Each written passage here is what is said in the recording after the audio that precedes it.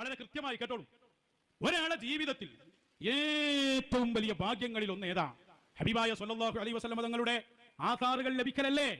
എങ്കിൽ ഞങ്ങൾ വളരെ ആത്മകഥയാണല്ലോ. ഞാനും അൻവരി ഉസ്താദും തൊഴിൽ ഉസ്താദും ഞങ്ങളൊക്കെ തിരിച്ചും മറിച്ചു എവിടെങ്കിലും ഒന്ന് ആത്മകഥയിൽ എനിക്ക് അള്ളാന്റെ റസൂലിന്റെ ഷഹർ മുബാറക്ക് കിട്ടി എന്നൊരു വാക്ക് ഉണ്ടോ എന്ന് പരിധി നോക്കി. ഞങ്ങൾ കണ്ടിട്ടില്ല. നീ ഏതോ മൂലയിലുണ്ട്, നിങ്ങൾ കാണിച്ചു തന്നാലും കുഴപ്പമില്ല. ചോദിക്കാം. അത് നിങ്ങളെ പോലുള്ള കഥയില്ലാത്ത മൂന്നെണ്ണം തിരിച്ചും മറിച്ചും ഇങ്ങനെ നോക്കിയാൽ കാണുമോ? ഇത് കാണൂലല്ലോ. കഥയുള്ള ഒരുത്തന്നെ കൂട്ടിക്കൂടായിരുന്നോ തിരിച്ചു മറിച്ച് നോക്കുമ്പോ? എങ്കിലല്ലേ ചട്ടയെങ്കിലും മറിച്ച് നോക്കാനുള്ള ബോധം ഉണ്ടാവുള്ളൂ. എന്നിട്ട് എന്താ സംഭവിച്ചത്?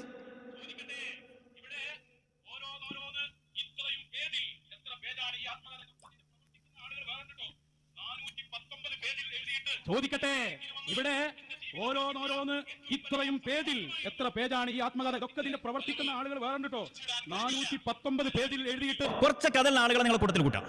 വിവരവും തന്റെ ഇടവും ബോധവും ഉള്ള ഏതെങ്കിലും ഒന്നിനെ, ഒരു ടൂറിസത്തിൽ അങ്ങനെ ഒന്നും ഉണ്ടാവില്ല, പക്ഷേ കുറച്ചെങ്കിലും ഉള്ള ആളുകളെ കൂട്ടാം.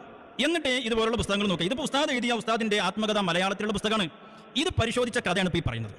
ഇവർ 3 അടുപ്പും കല്ലുകൾ ഒരുമിച്ചിരുന്നു കൊണ്ട് തിരിച്ചും മറിച്ചും ഇങ്ങനെ നോക്കുകയാണ്.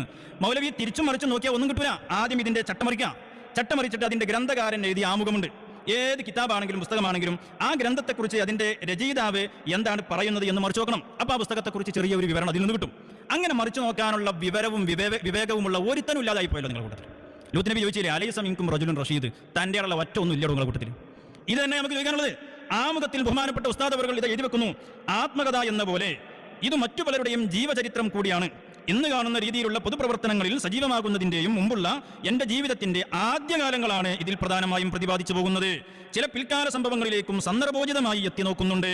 വ്യക്തിപരമായ ഓർമ്മകൾ എന്നതിനേക്കാളേറെ ഞാൻ ഭാഗവക്കായ സ്ഥാപനങ്ങളുടെയും സംഘടനകളുടെയും കൂടി ഓർമ്മകളാണവ. അവ മറ്റൊരിക്കൽ വിശദമായി പറയാം ഇൻഷാ അല്ലാഹ്. അപ്പോൾ ബഹുമാനപ്പെട്ട കാന്തപുരം ഉസ്താദ് ഇന്ന് ആഗോളതലത്തിൽ നേതൃത്വം നൽകുന്ന മഹാപണ്ഡിതനാണ്.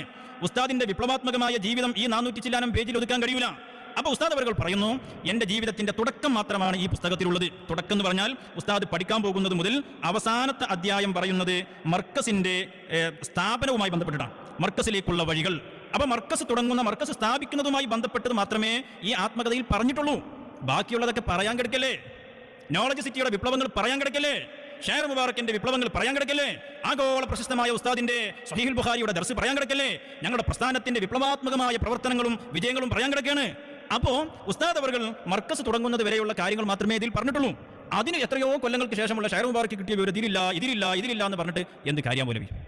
എന്ത് കാര്യം? ഒരു മലയാള പുസ്തകം മറിച്ചു നോക്കാനുള്ള ഒരു വിവരെങ്കിലും ചുരുങ്ങിയത് ഉണ്ടാക്കിക്കൂടെ? എന്റെ നൗഷാദേ, സങ്കടത്തോടെ കൂടി ചോദിച്ചു പോവാണ്, എന്തിനിങ്ങനെ നാണം കെടാൻ വരണം?